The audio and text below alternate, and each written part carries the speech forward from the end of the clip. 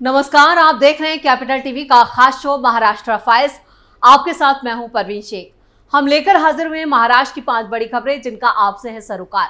आपको बताएंगे कैसे मौलानाओं को उम्मीदवार बनाने पर फंसे उद्धव, कैसे कांग्रेस ने मुंबई में बढ़ाई ठाकरे की टेंशन, पवार ने कैसे राहुल को लगाया ठिकाने, पीएम मोदी को लेकर क्या बोले पूर्व सीएम जिस पर मचा है बवाल, और कैसे अजीत पवार को सता रही है चाचा शरद पवार की याद।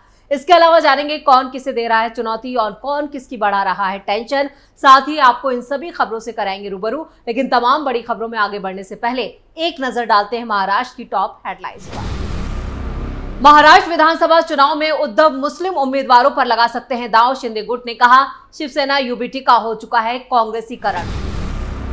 चुनावों से पहले मुंबई में कांग्रेस नेताओं की सक्रियता से डरे पूर्व सीएम उद्धव ठाकरे को सता रहा है सांगली पैटर्न का डर। महाविकास अघाड़ी में नहीं सुलझ रहा है सीट शेयरिंग का मुद्दा। मुंबई विधानसभा सीटों को लेकर पवार उद्धव हुए एक, कांग्रेस ने भी दिखाए तेवर। शिवसेना के मुखपत्र सामना में उद्धव ठाकरे ने पीएम मोदी पर साधा निशाना।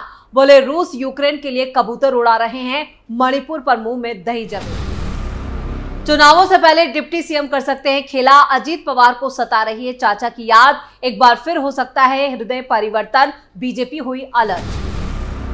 खबरों में सबसे पहले बात बुरे फंसे उद्धव ठाकरे के। उद्धव गुट की शिवसेना ने जब से बीजेपी से अपना नाता तोड़ा है तब से उसकी दिक्कतें राज्य में खत्म होने का नाम नहीं ले रही हैं। आने वाले विधानसभा चुनाव में मुस्लिम उम्मीदवारों के उतारने की खबर के बीच सत्ता पर काबिज दलों ने उद्धव ठाकरे पर निशाना साधा है। बीजेपी और शिंदे गुट ने उद्धव ठाकरे को घेरते हुए कहा है कि उद्धव की शिवसेना का कांग्रेसीकरण हो चुका है। राज्य सरकार में मंत्री और बीजेपी के सीनियर नेता सुधीर मुनगंटीवार ने तंज कसते हुए कहा, अगर ठाकरे मुस्लिम उम्मीदवार चुनाव मैदान में उतारते हैं तो इसमें कुछ भी गलत नहीं है। ठाकरे पिछले 5 साल से कांग्रेस के कदमों पर चल रहे हैं। ऐसे में मुस्लिम उम्मीदवार को चुनाव मैदान में उतारना उनके लिए कोई नई बात नहीं है। दरअसल गुरुवार को एक खबर सामने आई थी जिसमें कहा गया था कि आने वाले विधानसभा चुनावों के लिए उद्धव गुट ने मुस्लिम वोट बैंक को खुश करने के लिए एक रणनीति बनाई है, जिसके तहत उद्धव गुट 1 या 2 मुस्लिम उम्मीदवारों को चुनावी मैदान में उतार सकता है। जिस पर शिंदे गुट के प्रवक्ता कृष्णा हेगड़े ने उद्धव गुट पर कहा है उन्हें 1-2 नहीं बल्कि आधे से ज्यादा मुस्लिम उम्मीदवारों को टिकट देना चाहिए। अगर लोकसभा चुनाव में मुस्लिम उद्धव ठाकरे को वोट नहीं देते तो उनका एक भी उम्मीदवार नहीं जीत पाता। मुस्लिमों से प्यार अब उनका धंधा बन गया है। विधान परिषद में विपक्ष के नेता अंबादास दानवे ने कहा है कि हमारी पार्टी धर्म और जातिवाद में भेदभाव नहीं रखती है। दानवे ने कहा कि सबका साथ और सबका विकास करने की बात कहने वाली बीजेपी मुस्लिम उम्मीदवारों को चुनाव मैदान में क्यों नहीं उतारती। उन्होंने कहा कि पहले बीजेपी से इस सवाल का जवाब पूछना चाहिए कि उन्होंने कितने मुस्लिम उम्मीदवार चुनाव मैदान में उतारे। दानवे ने आगे कहा कि किस उम्मीदवार को चुनाव मैदान में उतारना है इसका फैसला पार्टी के सीनियर नेता मेरिट के आधार पर करेंगे। यानी यहाँ पर मुस्लिम उम्मीदवारों को अगर उद्धव ठाकरे मैदान में उतारते हैं तो ये साफ है कि इस बार उद्धव ठाकरे की दिक्कतें कई गुना बढ़ने वाली हैं। खबरों में आगे का रुख करते हैं। वैसे उद्धव ठाकरे की दिक्कतें बढ़ाने में कांग्रेस भी पीछे नहीं है। महाविकास अघाड़ी की सबसे बड़ी पार्टी कांग्रेस ने भी उद्धव की टेंशन बढ़ा रखी है। महाविकास अघाड़ी में शामिल कांग्रेस और उद्धव ठाकरे के बीच मुंबई पर बादशाहत को लेकर प्रेशर गेम शुरू हो चुका है। यहां तक कि पूर्व मुख्यमंत्री उद्धव ठाकरे के घर यानी बांद्रा पूर्व विधानसभा क्षेत्र में सांगली पैटर्न की सुगबुगाहट भी तेज हो चुकी है। इसी वजह से कांग्रेसी प्रवक्ता सचिन सावंत की क्षेत्र में सक्रियता बढ़ गई है। महाराष्ट्र के पूर्व मुख्यमंत्री उद्धव ठाकरे की दोबारा मुख्यमंत्री बनने के मंसूबे किसी से छिपे नहीं हैं, जिसके लिए वो दिल्ली तक का दौरा कर चुके हैं।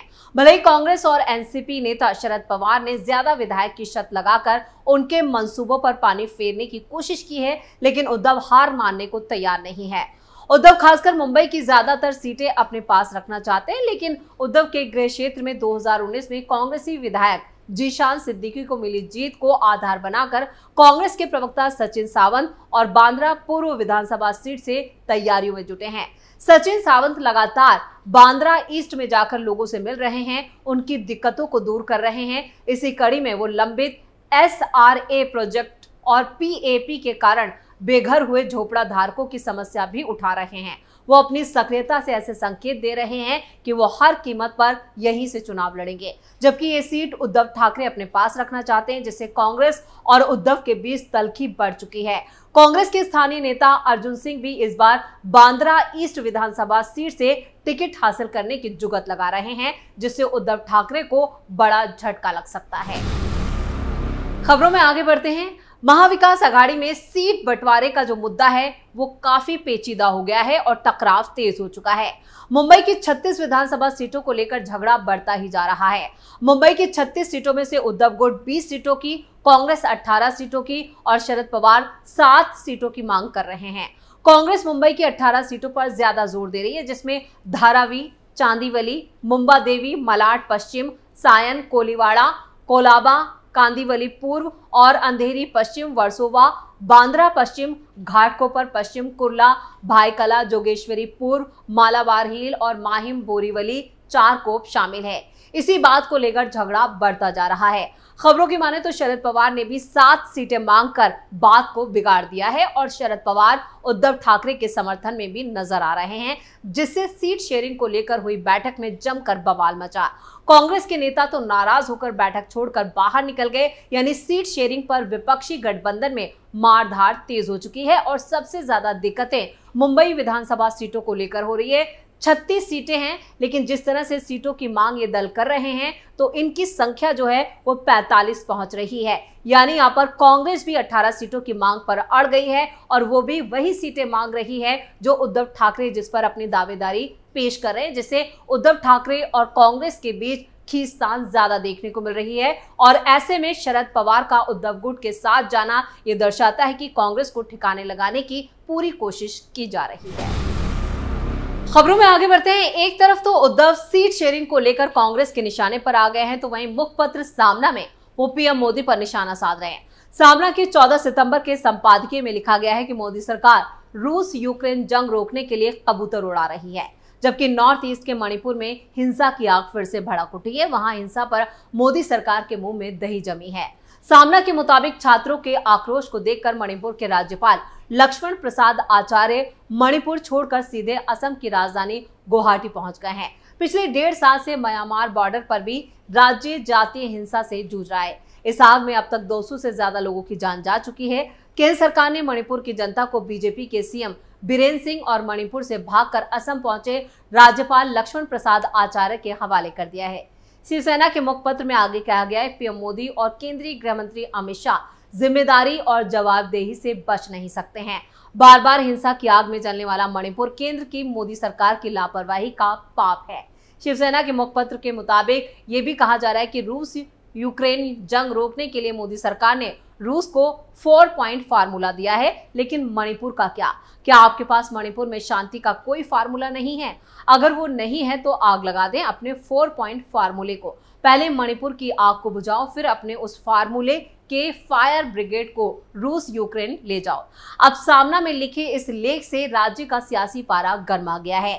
बीजेपी ने कहा है कि इसका जवाब चुनावों में महाराष्ट्र की जनता देगी। यानी जिस तरह से सामना में पीएम मोदी पर निशाना साधा गया है, ऐसे में बीजेपी भी खामोश नहीं रहने वाली है। खबरों के आखिर में बात अजीत पवार की। महाराष्ट्र की सियासत में डिप्टी सीएम अजीत पवार इन दिनों 2 वजहों से सुर्खियों में हैं। पहली वजह यह है कि अपने गढ़ बारामती से अजीत पवार चुनाव लड़ेंगे या नहीं, ये बड़ा सवाल है। हालांकि बारामती के एक मंच से लोगों को संबोधित करते हुए अजीत पवार ने कहा कि कई चुनाव लड़ चुका हूं और अब लड़ने में कोई दिलचस्पी नहीं है। अजीत के सियासी सुर्खियों में रहने की दूसरी वजह एनडीए में सीट शेयरिंग पर जारी सस्पेंस के बीच खुले मंच से उम्मीदवारों के नाम का ऐलान करना भी यहां पर एक बड़ी वजह है। अजीत पवार अब तक महाराष्ट्र की 2 सीटों पर उम्मीदवारों के नाम घोषित कर चुके हैं। दिलचस्प बात यह कि दोनों ही सीटों पर शिंदे गुट की दावेदारी है। बड़ा सवाल यही उठ रहा है कि महाराष्ट्र में एनडीए दलों के बीच सीट शेयरिंग पर बात नहीं बनी। ऐसे में अजीत पवार उम्मीदवारों के नाम का ऐलान क्यों कर रहे हैं, वो भी तब जब उनकी तरफ से घोषित उम्मीदवार नरहरि झिरवाल के नाम पर सियासी बवाल मचा है। जानकारों का कहना है कि अजीत पवार उम्मीदवारों के नाम की घोषणा 2 सियासी समीकरण एक साथ साधने की कोशिश में जुटे हैं। पहला, अजीत पवार ने जिन सीटों पर उम्मीदवारों के नाम का ऐलान किया है वो सभी सीटें एनसीपी की सिटिंग सीटें हैं। अजीत उम्मीदवारों के नाम की घोषणा कर गठबंधन के सहयोगी दलों को ये संदेश दे रहे हैं कि सिटिंग सीट के साथ कोई समझौता नहीं होगा।